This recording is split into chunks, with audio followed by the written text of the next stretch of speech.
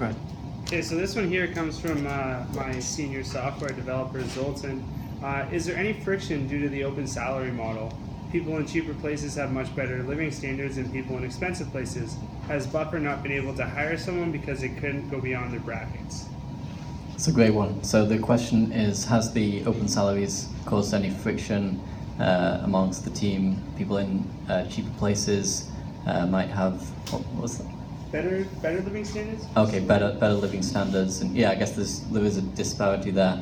So I guess just share a little bit more context on that. So we have what we call open salaries. We have a formula for the salaries that determines the salary of every person in the company, and it's based on the role and your experience level, where you live, the living costs of that location, as well as the market for the role in that location, and that all those things combined determine what kind of salary you're going to have. And so I think what we find is very interesting, and it's been really amazing to put the open salaries out there, the formula, and all the salaries of everyone in the company, and just be transparent in that way and invite that feedback. It's kind of holds us to a higher standard. I think it's been one of the amazing advantages, benefits that we've found, is that we hold ourselves to a higher standard. I think we've had to put a lot more thought into salaries because we know we'll be transparent about that within the team and publicly as well, whereas I think sometimes you can end up with vastly varying salaries, and I think that's where a lot of the kind of salary inequality comes as well, is when you're just picking salaries and having a lot of salary negotiation and things. I think in terms of specifically some of the friction there, we do hear by having it out there, we've had lots of comments on the blog post. For example, someone wrote a full critique, which was kind of quite a scathing review of our open salaries, and it was really useful to hear some of these things. And there's a lot of questions around, is it fair that someone in a lower cost of living place makes less than someone in a higher cost of living place? And because maybe there's the argument that they're providing the same value to the company, but they again then getting paid less. And you could almost say the opposite way, because the way that we've structured our formula is that we actually we take into account the cost of living of a place, but the lower the cost of living of a place, we actually pay proportionally higher. So someone, for example, we have somebody in Cape Town, and it's quite a low cost of living place. It's also a very low market rate for a software engineer in Cape Town, and we end up paying, I think it's about 2.5x, the market rate, because we really want to pay a lot higher. And for us, we have some specific, the differences of being a distributed team. It's not just, it doesn't make sense for it to just be equivalent to it being the same as, similar to the market rate there for working for a different company in Cape Town, because we are a remote, a worldwide company. We are kind of like a Silicon Valley company in a way, so we want to be able to offer these.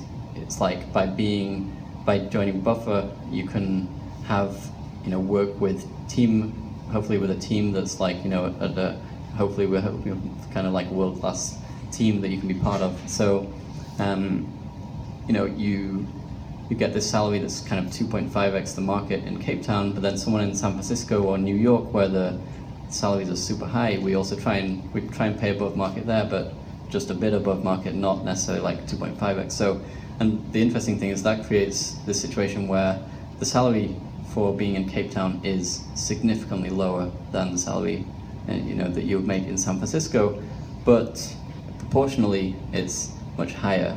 And so there's just a lot of different things to think about there, and that's where people sometimes have criticisms one way or the other. It's like, how can we, and so we do our best to try and think what is fair and what does fairness even mean. And I think one of the key things that I've come to over time is that fair does not mean equal, and so we can have different things and it can be fair of different people. Another thing that we do, which we've had a lot of kind of criticism for or just questions around, is we actually provide a bonus or kind of a higher salary if you have kids. So if you have people that depend, on your salary, we will give you $3,000 a year additional salary for each person that depends on your salary.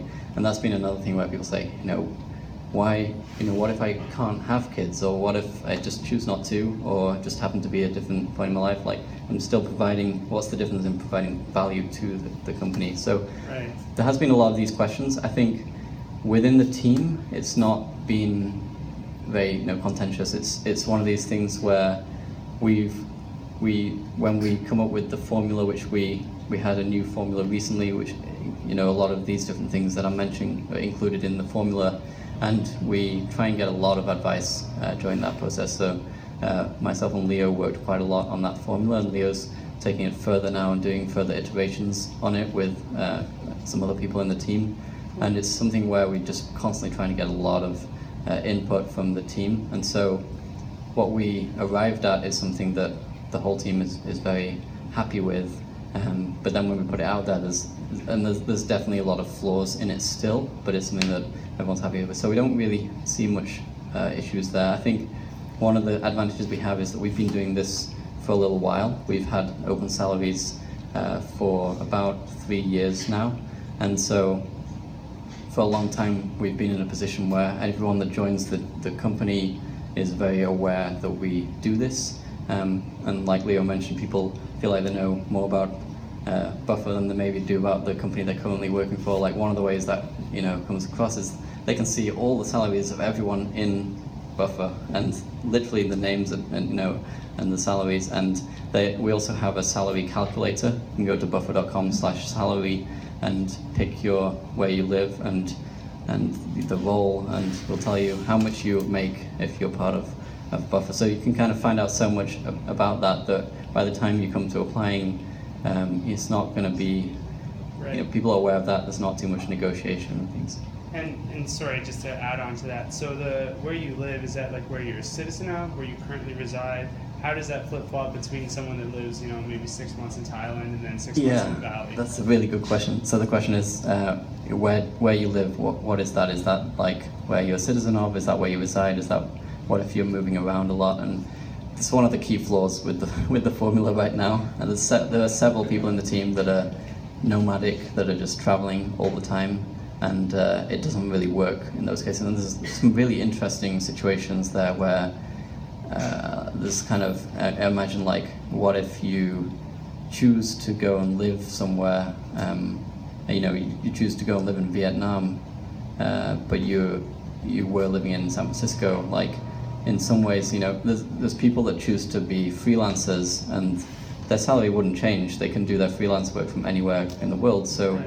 Why should your salary go down just because you choose to then go and be in Vietnam? But then compare that to someone that grows up their whole life, in Vietnam, and the options that they might have of other, working in software in Vietnam, like, it's going to be maybe quite a bit lower than San Francisco. So, like, how do we reconcile that? That's like we're working on that a lot right now. I'm not really sure exactly what the solution will be there, but we do need something that's maybe a bit more flexible than just right now. We kind of change the salary to the location that you're in, but if you're moving quite frequently, it's changing a lot. And the other thing is, if you go and live somewhere for 3 months or for a month, it's going to be more expensive for you than if you were going to move completely and get a long-term lease somewhere. And so do we then help out with that? So it's kind of like a quality of life. You're trying to keep everyone maintaining a certain... Yeah, we do have like an overall philosophy that we want to